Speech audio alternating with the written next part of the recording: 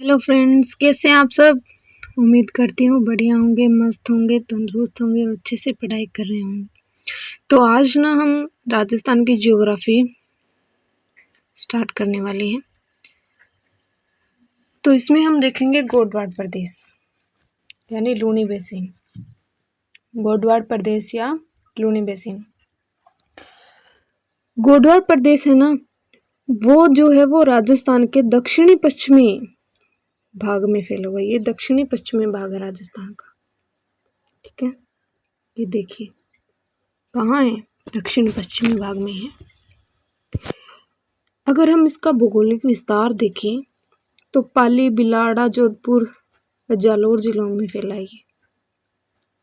अगर हम इसका भौगोलिक विस्तार देखें भूगोल के अनुसार तो गोडवाड़ प्रदेश मुख्य रूप से पाली, जालौर, सिरोही, पाली, बिलाड़ा, जोधपुर, जालौर व कुछ क्षेत्र सिरोही और बाड़मेर बालोतरा के कुछ हिस्सों में ये फैला है। मुख्य रूप से अगर हम देखें तो पाली, बिलाड़ा, जोधपुर और जालौर में विस्तृत है। इसे लूनी नदी का प्रवाह क्षेत्र भी बोला जाता है और यह क्षेत्र लूनी और उसकी सहायक नदियों जैसे जवाई, सूखड़ी, खारी आदि का अपवाह क्षेत्र है, जिसे भौगोलिक भाषा में लूनी जवाई बेसिन भी कहा जाता है। तो लूनी जवाई बेसिन क्या है? लूनी नदी का प्रवाह क्षेत्र और उसकी सहायक नदियों का अपवाह क्षेत्र जहाँ बहती है, ठीक है। तो लूनी व उसकी सहायक नदियों द्वारा निर्मित मैदान, इसे लूनी या जवाई बेसिन भी बोला जाता है, ठीक है। तो गोडवाड़ प्रदेश या लूनी बेसिन क्या है? गोडवाड़ प्रदेश या लूनी बेसिन मतलब जहाँ लूनी नदी का अपवाह प्रवाह क्षेत्र है। तो लूनी व उसकी सहायक नदियों द्वारा निर्मित मैदान, इसे लूनी बेसिन या जो लूनी जवाई बेसिन भी बोलते हैं, ठीक है। यह राजस्थान के दक्षिणी पश्चिमी भाग में फैला है। गोडवाड़ प्रदेश या लूनी बेसिन राजस्थान के किस हिस्से में फैला है? भौगोलिक दृष्टि से देखें हम तो दक्षिणी पश्चिमी भाग में। और वैसे देखें ना कि इस क्षेत्र में बोली कौन सी बोली जाती है, तो इस क्षेत्र में मारवाड़ी की एक प्रसिद्ध उपबोली है गोडवाड़ी। तो जो गोडवाड़ प्रदेश या लूनी बेसिन है, यहाँ पे गोडवाड़ी बोली जाती है और इसी में एक प्रसिद्ध सुप्रसिद्ध ग्रंथ भी है बिसल देवरासो, जो गोडवाड़ी बोली में रचित है, ठीक है। तो बिसल देवरासो किस भाषा में लिखा गया है? तो गोडवाड़ी बोली में। अब इसकी प्रमुख नदियां और बांध हम देखेंगे तो जैसे ज्वाई नदी इस क्षेत्र की जीवन रेखा मानी जाती है। जो ज्वाई नदी है ना, जो इसकी सहायक नदी है, वो यहाँ की जीवन रेखा मानी जाती है। और ज्वाई बांध कहाँ पे है? तो ज्वाई बांध पाली जिले में सुमेरपुर में स्थित है। पाली जिले का एक गांव है सुमेरपुर, वहीं पे स्थित है ये ज्वाई बांध, जिसे मारवाड़ का अमृत सरोवर कहा जाता है। जिसे क्या कहा जाता है? मारवाड़ का अमृत सरोवर। सांस्कृतिक और पर्यटन का केंद्र रणकपुर जैन मंदिर, पाली जिले में स्थित प्रसिद्ध जैन मंदिर इसी क्षेत्र का हिस्सा है। जो पाली जिले के अंदर रणकपुर के जैन मंदिर है ना, वही इसी क्षेत्र का जो दक्षिण पश्चिमी भाग है गोडवाड़ प्रदेश इसी का हिस्सा है। और गोडवाड़ महोत्सव इस क्षेत्र की एक संस्कृति और परंपराओं को बढ़ावा देने के लिए प्रतिवर्ष पाली और सिरोही क्षेत्र में गोडवाड़ पर्यटन जो महोत्सव है वो आयोजित किया जाता है। तो गोडवाड़ महोत्सव कहाँ पे आयोजित किया जाता है? पाली और सिरोही क्षेत्र में, गोडवाड़ पर्यटक महोत्सव के नाम से, ठीक है। ज्वाई लेपर्ड कंजर्वेशन रिजर्व, तो जो ज्वाई लेपर्ड कंजर्वेशन रिजर्व है वह इस क्षेत्र में तेंदुए और मगरमच्छ देखने के लिए प्रसिद्ध है। तो ये था गोडवाड़ प्रदेश और लूनी बेसिन। ठीक है। उसके बाद हम देखते हैं 56 की पहाड़ियाँ। क्या देखते हैं? 56 की पहाड़ियाँ। 56 की पहाड़ियाँ ना वो मोकलसर गांव बालोतरा से सिवाना तक 11 किलोमीटर लंबे 56 की पहाड़ियों का समूह है। इसमें ग्रेनाइट पाया जाता है। नाकोड़ा पर्वत बालोतरा पर जैन धर्म का जो पार्श्वनाथ मंदिर है ना, जिसे नाकोड़ा भैरव बोलते हैं, वो 56 की पहाड़ियों में ही किसी एक पहाड़ी पे बना है। तो राजस्थान में 56 की पहाड़ियाँ जो है वो मोकलसर गांव बालोतरा और सिवाना, इनके बीच में 11 किलोमीटर लंबी जो 56 की पहाड़ियाँ का समूह है वहीं पे है। तो यह पहाड़ियाँ बालोतरा सिवाना क्षेत्र में ग्रेनाइट पत्थरों की गोलाकार आकृति में पाई जाती है। ये जो चट्टानें हैं ना वो ग्रेनाइट की हैं, ग्रेनाइट पत्थरों से निर्मित है, इसीलिए बोला गया है कि यहाँ ग्रेनाइट पाया जाता है। और जो 56 की पहाड़ियों का नामकरण पड़ा ना, तो यहाँ 56 गुंबदाकार या गोलाकार पहाड़ियों का समूह है एक, जिसके कारण इसे 56 की पहाड़ियाँ बोला गया है। ध्यान दें कि इसे प्रतापगढ़ व बांसवाड़ा के बीच 56 का मैदान से भी बोला जाता है। प्रतापगढ़ और बांसवाड़ा के बीच 56 का मैदान, जो कि 56 गांव नालों का मैदानी भाग है एक, ये अलग है। 56 का मैदान कहाँ पे है? प्रतापगढ़ और बांसवाड़ा के बीच, क्योंकि वहाँ पे 56 गांव और नालों का वो मैदानी भाग है इसीलिए। और 56 की पहाड़ियाँ वो अलग है, क्योंकि वो बालोतरा और सिवाना क्षेत्र में ग्रेनाइट के पत्थरों से निर्मित जो गोलाकार आकृति की चट्टानें पाई जाती है उन्हें बोला जाता है। अगर हम इसके प्रमुख केंद्र देखें ना, तो ये देखो नाकोड़ा पर्वत बालोतरा, जो नाकोड़ा पर्वत बालोतरा का स्थान है, जैन धर्म का पार्श्वनाथ मंदिर यहीं पर स्थित है, जिसे नाकोड़ा भैरव के नाम से जाना जाता है। पीपलूद एक स्थान और भी है, पीपलूद, ये देखिए 56 की पहाड़ियों में पीपलदू बालोतरा में हल्देश्वर महादेव मंदिर है। कि यहाँ स्थित पीपलदू गांव को बाड़मेर या रेगिस्तान का लघु माउंट आबू भी कहा जाता है। ये देखिए 56 की पहाड़ियों में क्या है? पीपलदू बालोतरा के अंदर हल्देश्वर महादेव का मंदिर भी एक निर्मित है, नाकोड़ा भैरव भी है और हल्देश्वर महादेव का मंदिर भी निर्मित है।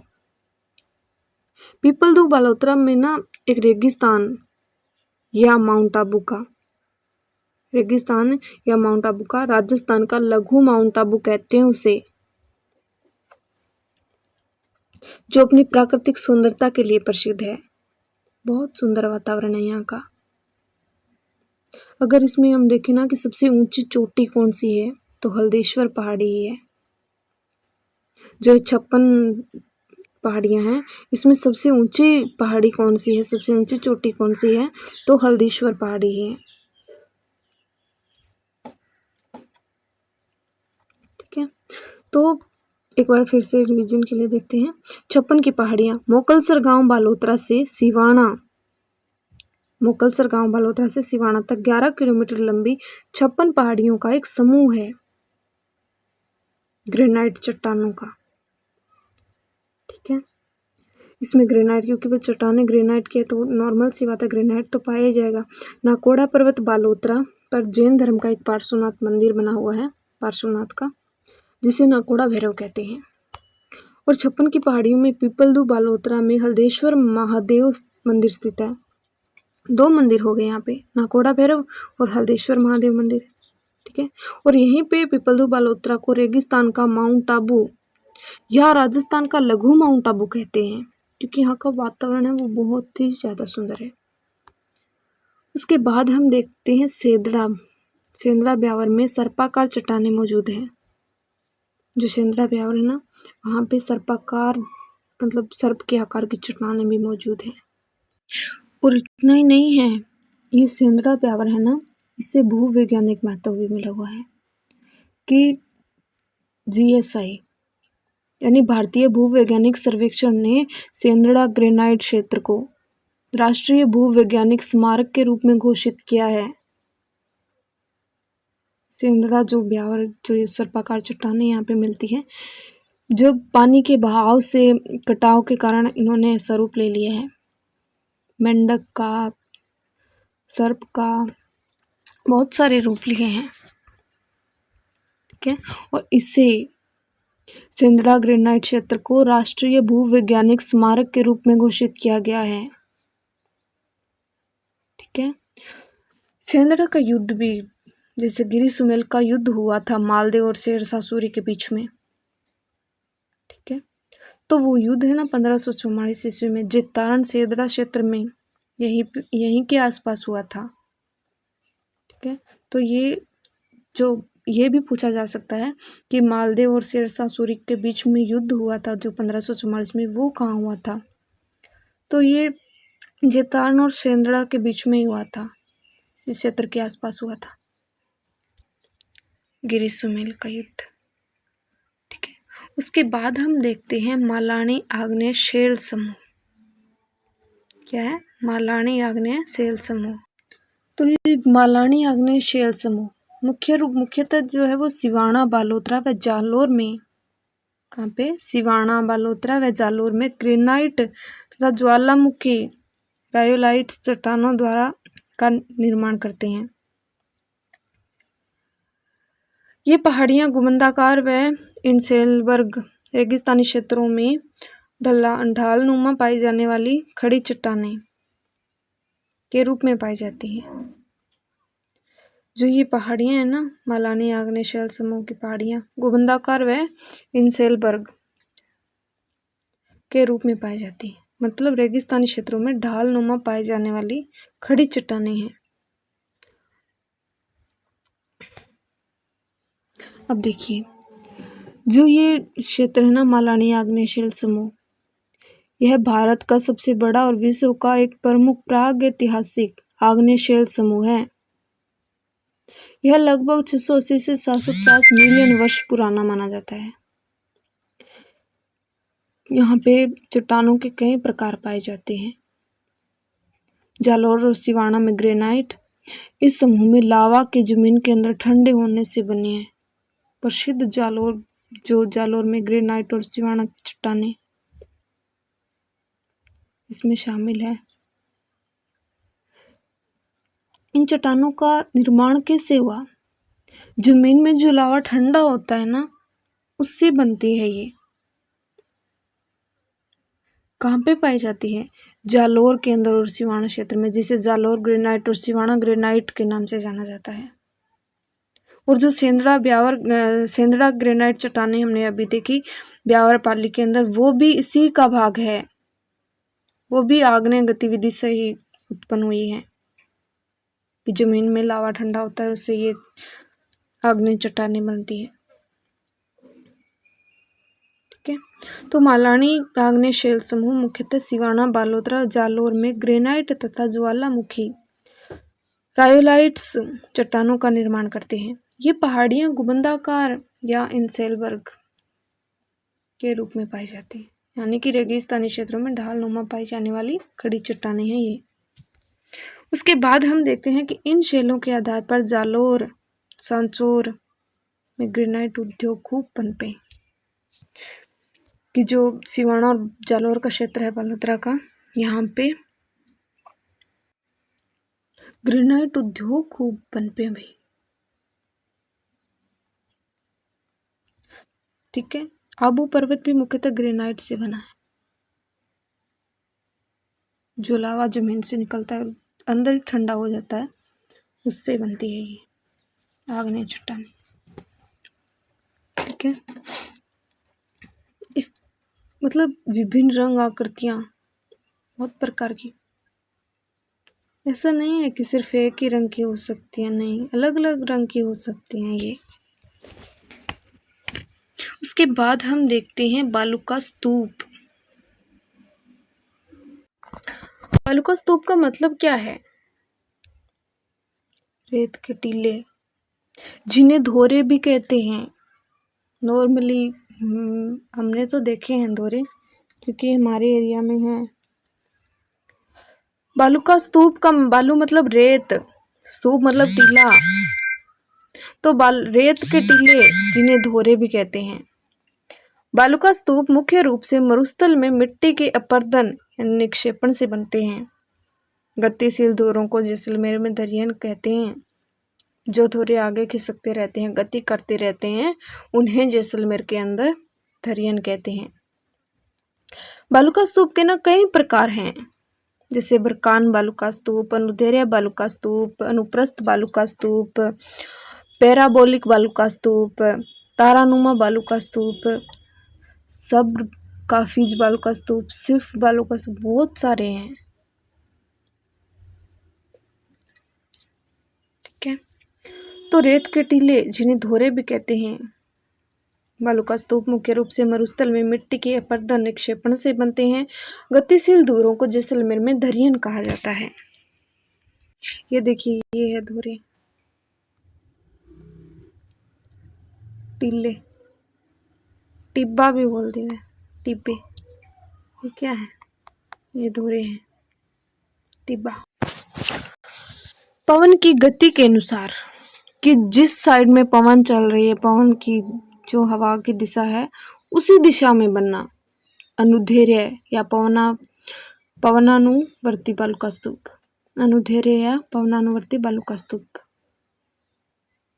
ठीक है, हवा की दिशा के समांतर बनने वाले, तो पवनों के समांतर या अनुदिश बनते हैं, जिन्हें रेखीय बालू का स्तूप भी कहते हैं।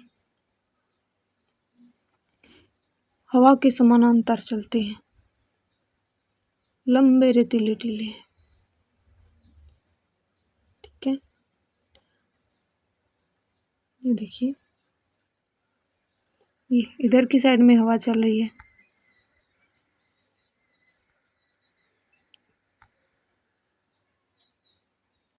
इधर की साइड में हवा चल रही है, तो धोरे भी तो ऐसे ही बन रहे हैं, ऐसे। ये देखिए इधर, अगर इधर की साइड में हवा चल रही है तो धोरे इधर बनेंगे, उसके समानांतर चलते हैं।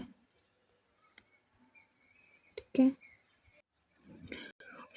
ये ना बालू का स्तूप दृष्टद्युति नदी घाटी में मिलते हैं। जो दृष्टद्युति नदी है, उसी नदी घाटी में ये बालू का स्तूप हमें मिलते हैं। सर्वाधिक जैसलमेर में देखने को मिलते हैं। सर्वाधिक कहाँ? जैसलमेर और बाड़मेर के जो बीच का क्षेत्र है ना, वहां पे। कौन से?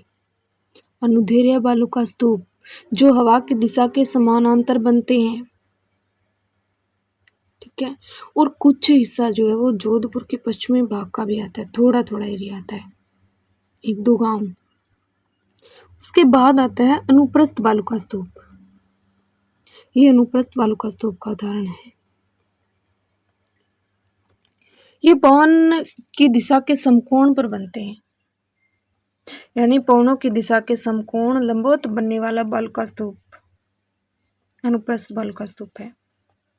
पवनों की दिशा के समकोण लंबवत बनने वाला बालू का स्तूप जो है वो अनुप्रस्थ बालू का स्तूप है। इसका एरिया कहाँ तक? तो इसमें जो है पुंगल, बीकानेर के चारों ओर का जो पुंगल है बीकानेर के अंदर, उसके चारों ओर का क्षेत्र सूरतगढ़, गंगानगर, चूरू, झुंझुनू जिले में मिलते हैं। कुछ हनुमानगढ़ में भी आता है कि बीकानेर, सूरतगढ़, झुंझुनू, हनुमानगढ़, चूरू और पुंगल के चारों ओर का एरिया, जहाँ पे अनुप्रस्थ बालू का स्तूप हमें देखने को मिलते हैं। उसके बाद आता है अवरोधी बालू का स्तूप। अवरोध का मतलब क्या होता है? ये अवरोधी बालू का स्तूप मतलब ये किसी अवरोध या झाड़ी, अवरोध मतलब कोई पेड़ पौधा आ गया, मतलब रुक गया, वहां पे अवरुद्ध हो जाना। ये बालू का स्तूप है वो किसी अवरोध, झाड़ी, पेड़, पहाड़ी के कारण बनते हैं। यहाँ पे ये झाड़ी है, यहाँ पे इसी के चारों ओर जो रेत इकट्ठा होगा और यहाँ पे एक बालू का स्तूप का निर्माण होगा। ये कहाँ पे बनते हैं? तो ये पुष्कर नाग पहाड़ में मिलते हैं। पुष्कर और नाग पहाड़ में मिलते हैं ये बालू का स्तूप। उसके बाद आता है बरखान अर्धचंद्राकार बालू का स्तूप। बरखान यानी अर्ध, ये देखिए ये अर्धचंद्राकार बालू का स्तूप। ये सर्वाधिक गतिशील है, इसीलिए मरुस्थलीकरण के लिए सर्वाधिक उत्तरदायी बालू का स्तूप यही है। क्योंकि बरखान या अर्धचंद्राकार बालू का स्तूप है ना, ये इनकी गति बहुत ज़्यादा है, सर्वाधिक गति करते रहते हैं ये। इसीलिए जो मरुस्थलीकरण के लिए जिसे जाना जाता है वो बरखान बालू का स्तूप को ही जाना जाता है। इसका पवनानुमुखी ढाल मंद या पवनाभिमुखी ढाल तीव्र होता है। कि जो पवनानुमुखी मतलब पवन की दिशा में तो ढाल कम होता है, और जहाँ पे पवन, जिस तरफ पवन की दिशा नहीं होती है उस तरफ तीव्र होता है। पवनानुमुखी ढाल मंद व पवनाभिमुखी ढाल तीव्र होता है। भालेरी चूरू, सीकर, लूणकरणसर, बीकानेर, ओसिया, जोधपुर, डीडवाना, कुचामन में इसका विस्तार है। जो बरखान या अर्धचंद्राकार बालू का स्तूप है ना, उसका हम विस्तार देखें तो भालेरी चूरू, सीकर, लूणकरणसर, बीकानेर, ओसिया, जोधपुर, डीडवाना, कुचामन में फैला है ये है अर्धचंद्राकार बालू का स्तूप, जो सर्वाधिक मरुस्थलीकरण के लिए जाना जाता है और सर्वाधिक गतिशील भी है। उसके बाद आता है आकृति के आधार पर बालू का स्तूप। क्या है कि आकृति के आधार पर बनने वाले बालू का स्तूप। सीफ बालू का स्तूप। सीफ बालू का स्तूप है ना, वो क्या है कि बरखान के निर्माण के दौरान, जब इसका निर्माण होता है उसके दौरान हवा की दिशा में परिवर्तन होने पर जब बरखान की एक भुजा आगे बढ़ जाती है और दूसरी थोड़ा पीछे खिसक जाती है, उसे बोलते हैं सीफ। अनुधेरे बालू का स्तूप है। अनुधेरे बालू का स्तूप ऐसे होता है इसका निर्माण, ऐसे एक भुजा आगे बढ़ रही है दूसरी पीछे हो रही है, ठीक है, हवा में परिवर्तन के दौरान होता है ये क्या है, ये सीफ बालू का स्तूप है। अनुधेरे बालू का स्तूप पवन की दिशा के समानांतर विकसित होते हैं, ठीक है, सीफ बालू का स्तूप है वो पवन की दिशा के समानांतर विकसित होते हैं। उसके बाद आता है पैराबोलिक या परवलयाकार। जो ये पैराबोलिक बालू का स्तूप है ना, इसकी आकृति महिलाएं जो अपने बालों में हेयर पिन लगाती है ना, उनके जैसी होती है, इसलिए इसे बोला गया पैराबोलिक। कि इसकी आकृति है वो महिलाओं के बालों में जो हेयर पिन लगाती हैं उसके जैसी होती है, और यह बरखान के विपरीत जैसा लगता है। राजस्थान में लगभग सभी मरुस्थलीय जिलों में बहुतायत संख्या में ये पाया जाता है। तो हवा के रुख के विपरीत और अंग्रेजी के यू के आकार में बनते हैं ये, जो हम जूड़े के अंदर पिन लगाते हैं उसकी आकृति ऐसी तो होती है, इसलिए बोला गया है कि हवा के रुख के विपरीत अंग्रेजी के यू आकार में विकसित होते हैं। राजस्थान में सर्वाधिक पैराबोलिक बालू का स्तूप भी मिलते हैं। लगभग पैराबोलिक मरुस्थलीय जिलों में, जितने भी मरुस्थलीय जिले लगभग में बहुतायत संख्या में पाए जाते हैं ये। उसके बाद आता है तारानुमा बालू का स्तूप।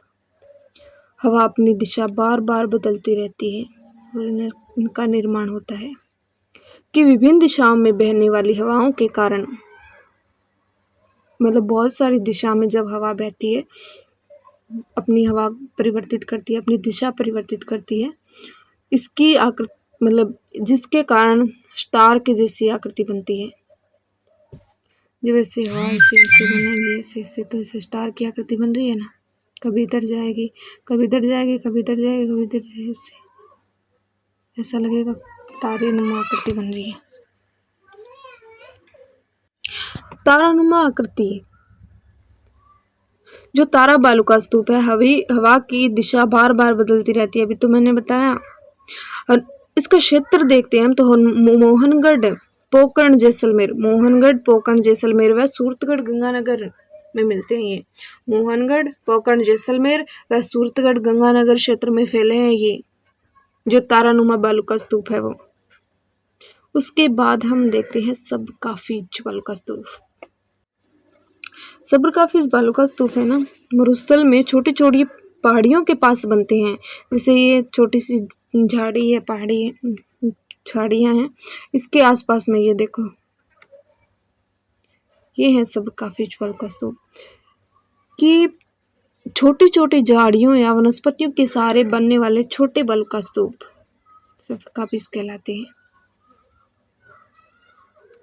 इसके बाद में हम देखते हैं कुछ महत्वपूर्ण शब्दावलियां दी गई हैं उनके बारे में। एक कि जो रेतीला मरुस्थल है जहाँ बालू ही बालू हो, रेतीला मरुस्थल जहाँ बालू ही बालू हो, जैसे ये है, यहाँ पे रेत ही रेत दिखाई देती है, कोई झाड़ी नहीं, कोई वनस्पति नहीं, जिसे महान मरुस्थल भी कहते हैं। राजस्थान में सर्वाधिक जैसलमेर में फैला है ये जो मरुस्थल का भाग है ना, वो राजस्थान में सर्वाधिक जैसलमेर में फैला है। इसका मतलब होता है जहाँ मरुस्थल का वह भाग जहाँ पे बालू ही बालू हो, जहाँ दूर से देखने पर हमें और कुछ भी नहीं दिखाई दे, सिर्फ रेगिस्तान ही रेगिस्तान, महान मरुस्थल भी कहते हैं इसे। राजस्थान में सर्वाधिक जैसलमेर में फैला है। उसके बाद में हमने पूछा हमादा किसे कहते हैं, कि हमादा किसे कहा जाता है। हमादा पथरीला मरुस्थल जहाँ छोटी पहाड़ियां चट्टानें हों। क्या है?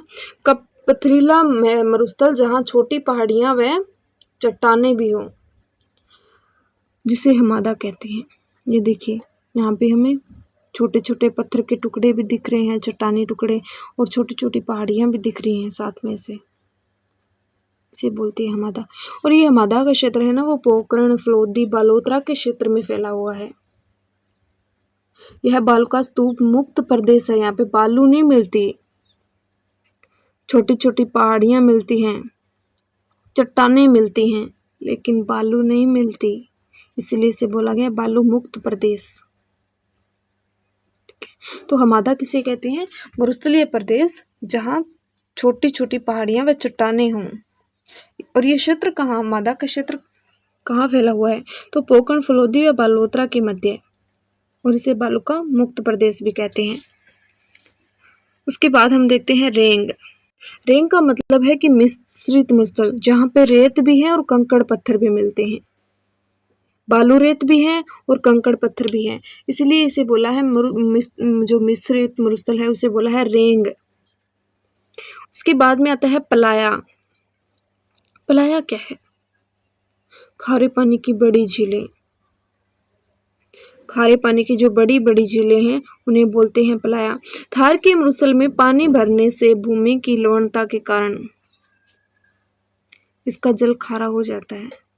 जब थार के मरुस्थल में पानी भरता है ना, तो जो भूमि की लवणता है वो बढ़ती है, जिसके कारण यहाँ का जल है वो और अधिक खारा हो जाता है, जिसे पलाया बोलते हैं। और यहाँ पे पानी की बड़ी बड़ी झीलें पाई जाती हैं पलाया क्षेत्र में। ये पलाया क्षेत्र का भाग दिखाया गया है इसमें। उसके बाद देखते हैं रण या टाट किसे बोलते हैं। तो बालू का स्तूपों के मध्य वर्षा का जल लवणीयता दलदल बन जाना। जो ये बालू का स्तूप है और इसके बीच में यहाँ पे पानी भर गया, लवणता बढ़ गई और ये दलदल के क्षेत्र में बदल गया, जिसे रण या टाट कहते हैं। और ये जो रण या टाट का जो सर्वाधिक एरिया है ना, वो हमें जैसलमेर में देखने को मिलता है। तो रण या टाट किसे बोलते हैं? तो बालू का स्तूपों के मध्य वर्षा का जल लवणीयता दलदल बन जाना। जो यहाँ का वर्षा का जल है उसमें लवणता की मात्रा अधिक हो जाएगी और दलदल का रूप धारण कर लेगा, जिसे रण या टाट कहते हैं। सर्वाधिक जो है वो हमें जैसलमेर में देखने को मिलता है। तल्ली या पोखर किसे कहते हैं? तल्ली या पोखर है वो रेगिस्तान के गड्ढों में वर्षा का मीठा जल भरना। तल्ली या पोखर रेगिस्तान के जो गड्ढे हैं उनमें वर्षा का मीठा जल का संग्रहण होना। जिसे तल्ली या पोखर कहते हैं, और लोग इसे पीने के पानी के रूप में भी यूज करते हैं। ये देखिए अभी ये लोग यूज कर रहे हैं। मरहो क्या है? मरहो तल्ली या पोखर, जो ये अभी मैंने आपको दिखाया, पीने के पानी के लिए जो वर्षा का जल संग्रहण हुआ था, उसे लोग पीने के पानी के लिए यूज करते हैं। ठीक है, जिसे तल्ली या पोखर कहते हैं, जो जल इकट्ठा होता है। तो तल्ली या पोखर का जल सूखने के बाद वहाँ की जो मिट्टी होती है ना, वो उपजाऊ हो जाती है, और उस उपजाऊ मिट्टी को कहते हैं मरहो। कि तल्ली या पोखर की जो मिट्टी होती है वो सूखने के बाद उपजाऊ हो जाती है, और उस उपजाऊ मिट्टी को बोलते हैं मरहो। इसमें की जाने वाली कृषि खड़ीन कहलाती है। जो मरहो क्षेत्र में कृषि की जाती है ना, उसे बोलते हैं खड़ीन। और खड़ीन कृषि है वो पाली वालों द्वारा जैसलमेर में शुरू की गई थी। खड़ीन कृषि कहाँ शुरू की गई थी? पाली वालों के द्वारा जैसलमेर जिले में। मरहो क्या है? तल्ली या पोखर का जल सूखने के बाद जब उपजाऊ मिट्टी बनती है, उसे मरहो कहते हैं। और जो उस उपजाऊ मिट्टी में कृषि की जाती है, उसे खड़ीन कहते हैं। और खड़ीन की कृषि जो है वो पाली वालों द्वारा जैसलमेर में शुरू की गई थी। उसके बाद में देखते हैं बालसन क्या है। तो बालसन है वो पर्वत चट्टानों के मध्य जल इकट्ठा होने से बनी झीलें। बालसन क्या है? पर्वत चट्टानों के मध्य जल इकट्ठा होने से जो झील बनती है, ये आसपास जो है पर्वत चट्टान है, और बीच में जो ये खाली स्थान था, यहाँ पे जल इकट्ठा होने से झील का निर्माण हो गया, जिसे बालसन कहते हैं। उसके बाद हम देखते हैं रोही या मैदान। रोही मैदान मरुस्थल की उपजाऊ भूमि। जो मरुस्थल की उपजाऊ भूमि है ना, जहाँ पे फसलें, राजस्थान के मरुस्थल प्रदेश में जहाँ पे फसल उगाई जाती है, तो लोग ना उसे रोही बोलते हैं। उस उपजाऊ भूमि को रोही का मैदान कहा जाता है। हमारे एरिया में भी लोग बोलते हैं, सुबह सुबह जब वो उपजाऊ भूमि जाते हैं तो बोलते हैं रोही जा रहे हैं, उसे बोला जाता है, रोही का मैदान को बोला जाता है। बम्बुलिया वायु के भंवर या चक्रवात बम्बुलिया कहलाते हैं। पंगुड़ियो आगियो, बंगुड़िया भी बोला जाता है, बम्बुलिया भी बोला जाता है। कि जो जब कणक काटी जाती है, उस समय आते हैं बहुत ज़्यादा गर्मी में।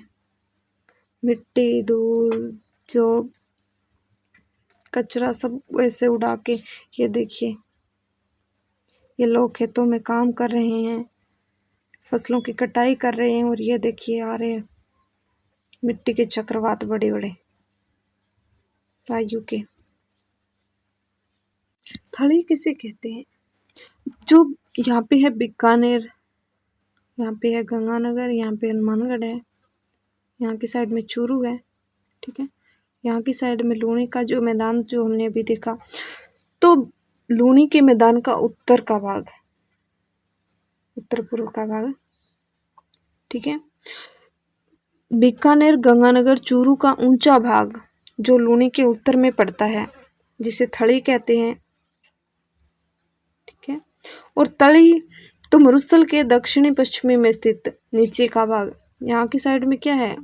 यहाँ मरुस्थल है, तो इसके जो दक्षिण पश्चिमी क्षेत्र का भाग है, ये दक्षिण पश्चिमी पड़ता है, जिसे बोलते हैं तली। और जो ऊपर का भाग है, लूणी नदी के उत्तर में भाग है, उसे बोलते हैं थली। पीवना राष्ट्रीय मरु उद्यान है जैसलमेर में, जहाँ पे जहरीला सांप पाया जाता है। पीवना है वो राष्ट्रीय मरु उद्यान जैसलमेर में पाया जाने वाला जहरीला सांप है। डंक ना मारकर जो व्यक्ति सो रहा है, उसकी सांसें खींचता है ये, जिसे पीवना, कि उनकी सांसों को पी जाता है, इसलिए इसे पीवना बोलते हैं। डंक नहीं मारता, सांसों को पीता है व्यक्ति की। कि पीवना सांप है वो राष्ट्रीय मरु उद्यान जैसलमेर में सर्वाधिक पाया जाता है। जहरीला सांप है, यह डंक ना मारकर सोए हुए व्यक्ति के श्वास के साथ जहर देकर मारता है। ऐसे सांस लेता है, उसी के साथ में ये जहर छोड़ता है, और वो अंदर चला जाता है, और व्यक्ति की मौत हो जाती है। उसके बाद हम देखते हैं ठाड। ठाड क्या है? ठाड बालू का स्तूप में वायु की रगड़ से बने गर्त, भालुका स्तूप में वायु की रगड़ से बने गर्त क्या है? ठांड है। अभी हम देखते हैं अरावली पर्वतीय प्रदेश पर हमने देखा पश्चिमी मरुस्थलीय प्रदेश देखा हमने। दूसरा देखते हैं अरावली पर्वतीय प्रदेश। अरावली है ना वो पालनपुर गुजरात से रायसीना की पहाड़ी दिल्ली तक फैली हुई है। अरावली का विस्तार है ना यहाँ पे है गुजरात के अंदर। पालनपुर गुजरात से रायसीना की पहाड़ी दिल्ली तक फैली है ये। इसकी कुल लंबाई है ना, कुल लंबाई जैसे क्या गुजरात से दिल्ली तक 692 किलोमीटर है कुल लंबाई अरावली की, 692 किलोमीटर। और अगर राजस्थान में पूछे तो 550 किलोमीटर राजस्थान में फैली है ये। राजस्थान में विस्तार देखें ना तो खेड़ ब्रह्मा गुजरात से खेतड़ी झुंझुनू तक कुल 550 किलोमीटर लंबी है और अरावली का 80% भाग राजस्थान में है।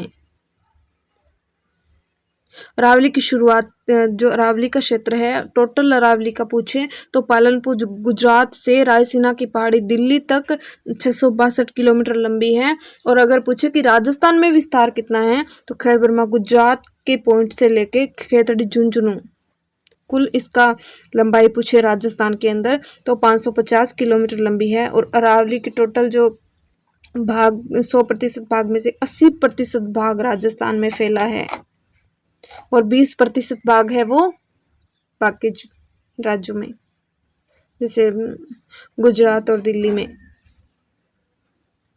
अरावली ना राजस्थान का मोस्ट इम्पोर्टेंट पार्ट है क्योंकि अरावली नहीं होती तो पूरे राजस्थान में मरुस्थल होता, इसलिए मोस्ट इम्पोर्टेंट भाग है ये। तो अरावली की औसत ऊंचाई पूछे ना हम तो 930 मीटर है। अरावली की औसत ऊंचाई 930 मीटर। अरावली राजस्थान को 2 भागों में विभाजित करती है, पूर्वी राजस्थान और पश्चिमी राजस्थान। अरावली है वो राजस्थान को 2 भागों में विभाजित करती है क्योंकि बीच में से काट रही है ये देखो, ठीक है, इसलिए पूर्वी राजस्थान और पश्चिमी राजस्थान। अरावली का मुख्य विस्तार देखें ना हम राजस्थान में तो 16 जिलों में पड़ता है जिसमें से उदयपुर, सिरोही, राजसमंद, अजमेर, ब्यावर, पाली, चित्तौड़गढ़, भीलवाड़ा, डूंगरपुर, डीडवाना, कुचामन, सीकर, झुंझुनू, जयपुर, कोटपुतली, बहरोड, अलवर, खेरथल, तिंजारा शामिल हैं। कि अरावली का जो विस्तार है वो राजस्थान में 16 जिलों में है। उदयपुर, सिरोही, राजसमंद, अजमेर, ब्यावर, पाली, चित्तौड़गढ़, भीलवाड़ा, डूंगरपुर, डीडवाना, कुचामन, चित्तौड़, सीकर, झुंझुनू और जयपुर, कोटपुतली, बहरोड, अलवर, खेरथल, तिंजारा, ठीक है। राजस्थान में अरावली की दिशा दक्षिण पश्चिम से उत्तर पूर्व की ओर है, इससे बढ़ रही है ये। जो राजस्थान में अरावली की दिशा है वो दक्षिण पश्चिम से उत्तर पूर्व की ओर है, लेकिन इसकी चौड़ाई है ना उत्तर पूर्व से दक्षिण पश्चिम में बढ़ती है। यहाँ की साइड में ये कम, इसकी चौड़ाई कम है, लेकिन यहाँ की साइड में चौड़ाई ज़्यादा है। इसीलिए इसकी दिशा पूछें तो दक्षिण पश्चिम से उत्तर पूर्व की ओर, लेकिन अगर इसकी चौड़ाई पूछें कि चौड़ाई किस साइड में बढ़ती है तो चौड़ाई उत्तर पूर्व से दक्षिण पश्चिम की ओर बढ़ती है। और अगर पूछे कि अरावली का सर्वाधिक विस्तार राजस्थान के कौन से जिले में है तो उदयपुर जिले में। अरावली का विस्तार है ना वो राजस्थान के उदयपुर जिले में है। अरावली का न्यूनतम विस्तार पूछे तो अजमेर जिले में, सबसे कम विस्तार है अजमेर जिले में।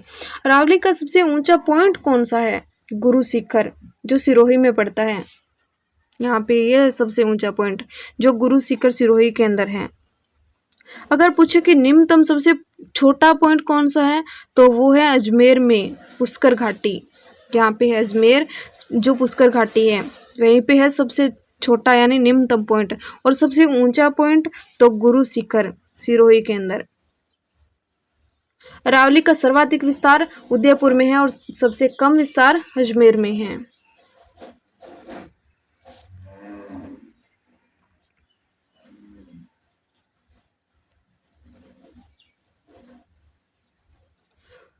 उसके बाद हम देखें कि अरावली का जो मध्य भाग है वो अजमेर है।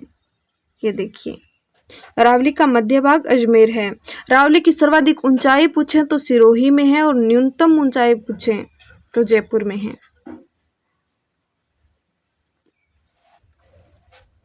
कि अरावली की सर्वाधिक ऊंचाई सिरोही में, अगर पूछे कि अरावली का सर्वाधिक ऊंचाई तो सिरोही में और न्यूनतम ऊंचाई पूछे तो जयपुर जिले में।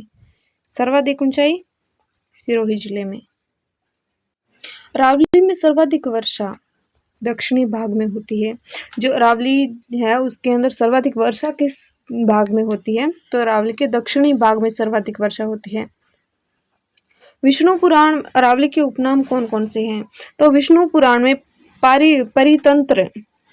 परिपत्र, अरावली को विष्णु पुराण में परिपत्र के नाम से जाना जाता है। भौगोलिक भाषा में इसे मेरू कहते हैं और उदयपुर में इसे आड़ा या वट्टा बोलते हैं। बूंदी में इसे आड़ावली, जो बूंदी जिला है वहां पे अरावली को आड़ावली कहते हैं। और भारत का अपलेशियन,